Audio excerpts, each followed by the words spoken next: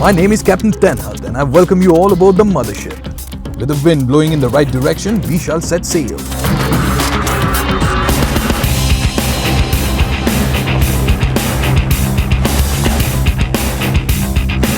So first things first, since this is our journey to Goa, we shall begin it by tanking up the car to its brim.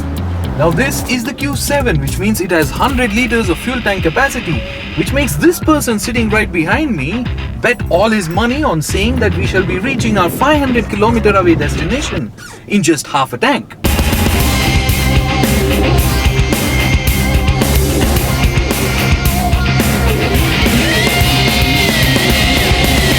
One of the main reasons why I decided to go to Goa in this car is to find out about the long distance comfort in the car. But then our hedonistic shooting crew shooting the car cites their main reason as wanting to find out why the world calls this a road yacht. The monster Audi Q7 was jointly developed with Porsche Cayenne and Volkswagen Touareg, exuding pure power and presence. To keep up with the ethos of power and presence, we have gotten along no ordinary Q7 with us. This one is no 3-liter TDI which happens to be the most sold Q7 in India. It's rather the 4.2-liter twin-turbo V8 TDI with common rail diesel injection, which basically translates into the fact that when you put the pedal to floor in this car, it almost feels like being punched in your face by the Hulk.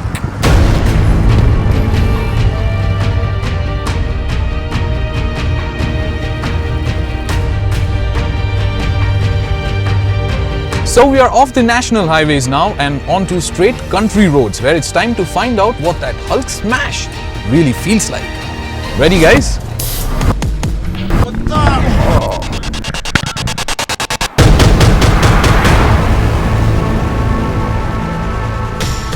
Now the fast cars like the Audi S4 or the RS5 or R8, they use the world's best gearbox out there, the dual clutch one from Volkswagen DSG. Of course, Audi calls it S-tronic, but then that's not what they have on this car, because the DSG or the S-tronic gearbox can only be used with engines that churn until about 600 Nm of torque.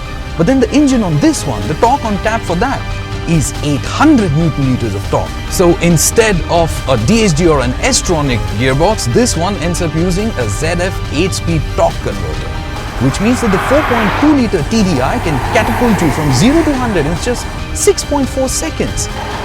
By the time we were done drooling on the Q7's earth-shattering torque, dark had fallen, and as idiots, we found ourselves lost on the outskirts of the city of Kolhapur. It was now time to tread carefully in this humongous SUV. So we are lost, but only slightly is what we are thinking right now. So we're supposed to go straight. We find Sambhaji bus stand. From there we take a left and then we ask road for Fulewadi. Phulewadi होऊन आहे ना हां फुलेवाडी तुम्ही विचारला का नाही सरळला पुढे जाऊन विचारा सांगा I would rather follow GPS route. Yeah, do follow. Okay. Turn right toward Fulewadi Road. Fulewadi Road. Turn right towards Fulewadi Road. That's right. Yeah. There are two rights here. This one. Why not this one? This comes with the state highway. Now. Oh, it's under construction. रस्ता उघडा आहे का पुढे This is the Q7. It's supposed to be the largest SUV. Well, not the largest, but one of the largest in the world. Taking a reverse in this large mammoth of an SUV is surprisingly not as difficult. What's happening? This left road that went up there. Okay, this GPS seems to be taking us through a whole lot of small alleys and I think we have lost our crew car. Maneuvering it around in the city in cases like this, for example, where the roads are new to us, it still is quite easy, right? Who goes to Goa through these roads? I'm sure there are better roads to Should we put it in off-road? The roads seem to be getting really bad, so off-road it is. Increasing ground clearance, aromatic suspension. गगनबावड्याला यायचा रस्ता thank you Thank you. Finally आ गए कोई थोड़ा We are no more lost and are on our way to Goa.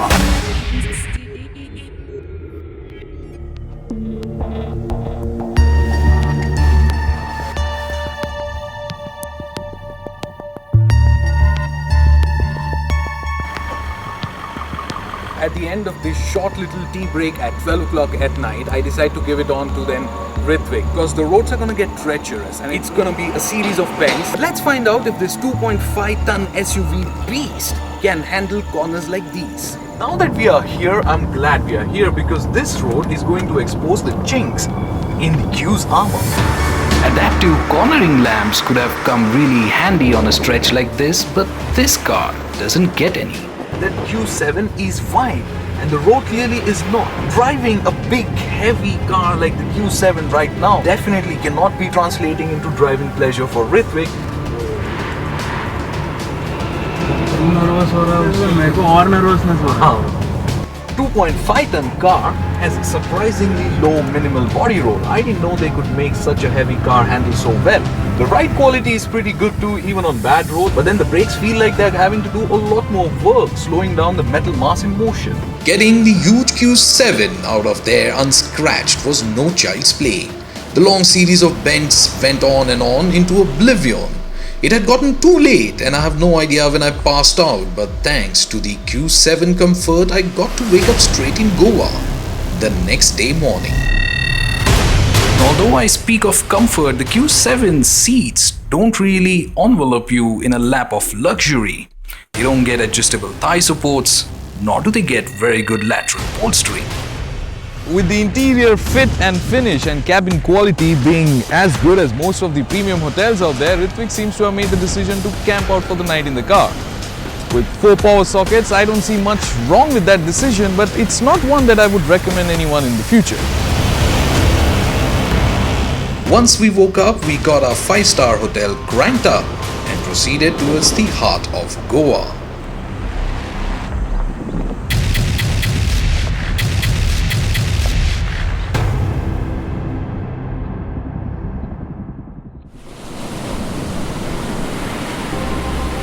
Goa wasn't even a part of India until 1961. In fact, officially, it had been a Portuguese colony for 451 years until that point in time. With big, beautiful orange skies, big, beautiful sun, and fabulous shadows cast by the boats on the beaches and trees on the streets, in year 2014, Goa seems to be the finest blend of beauty, bashfulness, and substance, and there's nothing nicer than soaking it all in from the comfort of a big, bashful SUV. Now, it's a well-known fact that the Audi Q7 is intended more for on-road use than off-road use. It gets double wishbone front air suspension and independent multi-link at the rear. The Q7 can also seat 6 to 7 people. 6 in this one, because the second row of seats consists of 2 captain seats. The third row for me is absolutely cramped up. Now this one also gets an electric tailgate, and with both the rows at the back folded up, you get a boot space of close to 2000 liters. With just the last row folded up, you get 770 liters and 330 liters with nothing folded up inside. You also get a button in the boot space to lower the rear of the car to facilitate loading and unloading. The car in the end, however, shows its age, as it was born in year 2006, and in today's date, it doesn't even get USB connectivity. 500 kilometers in 50 liters of fuel, which could perhaps be because of all the refinements that they have added to the new engine for better efficiency. What could have also helped along is the smart alternator, or the fact that the car is now equipped with a brake regeneration system. It will definitely knock you off your feet when you look at it from the outside, but on the inside there is nothing that's going to excite or overwhelm you, neither at the first glance nor at the last. So let's summarize.